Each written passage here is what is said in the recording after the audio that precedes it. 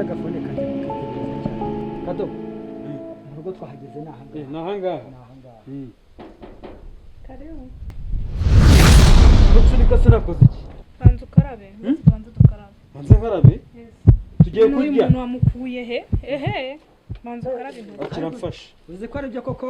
madam aha hantu ntabwo yaba yakoze no kumarida naho ni ngombwa ko umuntu yateraho umuti kugira ngo itaba yahasigaye ibintu byarakomeye muri iyi minsi